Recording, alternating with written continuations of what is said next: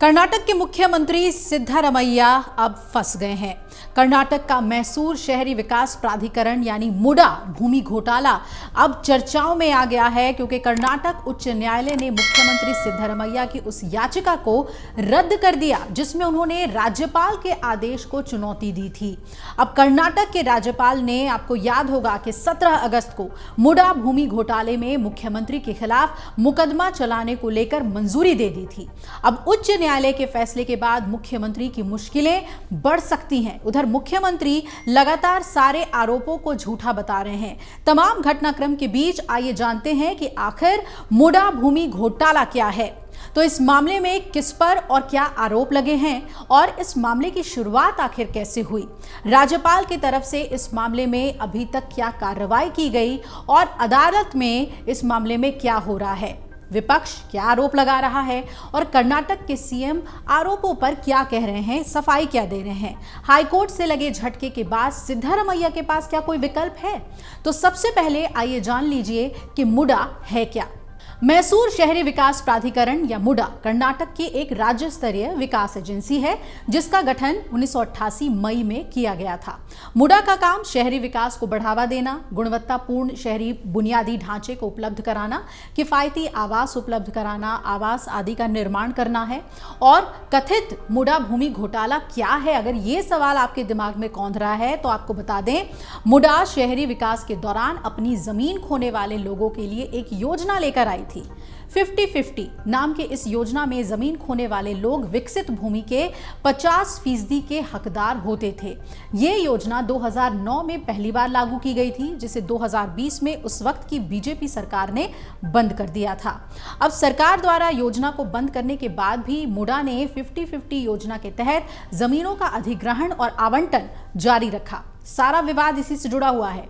आरोप है कि मुख्यमंत्री सिद्धारमैया की पत्नी पार्वती को इसी के तहत लाभ पहुंचाया गया। मुख्यमंत्री की पत्नी का 50-50 योजना से क्या संबंध है? तो दरअसल आरोप है कि मुख्यमंत्री की पत्नी की 3 एकड़ और 16 गुंठा भूमि मुडा द्वारा अधिग्रहित की गई थी और इसके बदले में एक महंगे इलाके में 14 साइटें उन्हें आवंटित कर दी गई। मैसूर के बाहरी इलाके के सारे ये जमीन मुख्यमंत्री सिद्धारमैया की पत्नी पार्वती को उनके भाई मल्लिकार्जुन स्वामी ने 2010 में उपहार स्वरूप दी थी।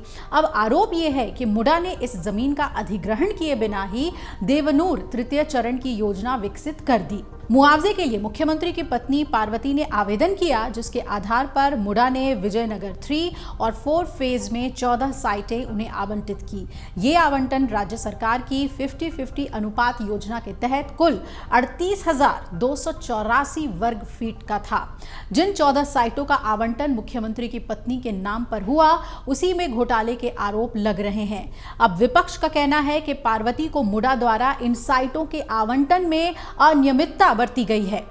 विपक्ष अनियमितता के आरोप क्यों लगा रहा है? तो दरअसल आरोप है कि विजयनगर में जो साइटें आवंटित की गई हैं, उनका बाजार में मूल्य जो केसारे में मूल भूमि से काफी अधिक है और विपक्ष ने अब मुआवजे की निष्पक्षता और वैधता पर भी सवाल उठा लिया है। हालांकि दिलचस्प बात यह भी है कि 2021 में बीजेपी के शासन के दौरान ही विजयनगर में सीएम की पत्नी पार्वती को नई साइटें आवंटित की गई थी। आरोपों पर अब सीएम क्या कह रहे हैं, आइए वो भी जानते हैं। मुख्यमंत्री सिद्धारमैया ने आवंटन का बचाव करते हुए कहा कि ये 2021 में बीजेपी सरकार के तहत किया गया था। उन्होंने कहा कि विजयनगर में साइटें इसलिए दी गई क्योंकि किसारे में देवनूर फेज में 3 इलाके की साइटें उपलब्ध नहीं थी। सिद्धारमैया के कानूनी सलाहकार एएस पोन्नन्ना ने यह दावा किया कि विजयनगर में मुआवजे वाली जगह का मूल्य किसारे में मूल जमीन से बहुत कम है। उन्होंने ये भी कहा कि भूमि अधिग्रहण अधिनियम के मुताबिक पार्वती सरकार से 57 करोड़ रुपए अधिक पाने की हकदार हैं, क्योंकि उन्हें मुआवजे के रूप में मिली भूमि की कीमत महज 15-16 करोड़ रुपए है, जो कि किसारे में उनकी मूल जमीन से बहुत कम है। अब पोन्नन्ना ने आगे ये भी बताया कि मुआवजा स्थल का क्षेत्रफल 38,284 वर्ग फीट है, जबकि जो मूल भूमि है वो तो 1,48,104 वर्ग फीट की थी। उन्होंने ये भी दावा किया कि पार्वती ने देरी से बचने के लिए विजयनगर साइट को चुन लिया, भले ही इसका बाजार मूल्य कम था। आरोपों के जवाब में मुख्यमंत्री सिद्धारमैया ने यह भी कहा कि उनकी जमीन अधिग्रहित कर पार्क बना दिया गया और उन्हें मुआवजे के तौर पर एक प्लॉट दिया गया। आवंटन 2021 में बीजेपी के कार्यकाल के दौरान ही किया गया।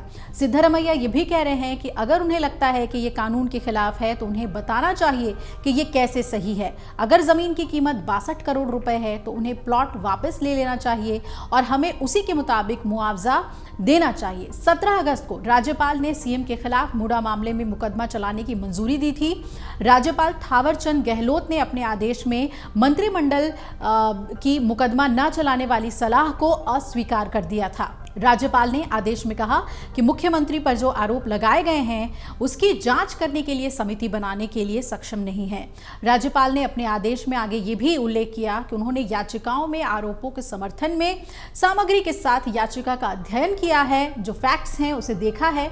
बाद में सिद्धारमैया के जवाब और कानूनी राय के साथ राज्य मंत्रिमंडल की सलाह का स्टडी भी किया गया। राज्यपाल ने कहा कि जो फैक्ट्स हैं वो एक ही सेट में संबंध में दो तरह के उत्तर मिल रहे हैं और इस परिस्थिति में यह बहुत जरूरी है कि एक निष्पक्ष जांच तो होनी ही चाहिए। राज्यपाल ने यह भी कहा कि वो इस बात से संतुष्ट हैं कि मुख्यमंत्री के खिलाफ TJ Abraham, Pradeep Kumar SP और स्नेहमयी कृष्णा की याचिकाओं में उल्लेखित अपराधों को करने के आरोपों पर मंजूरी दी जा सकती है।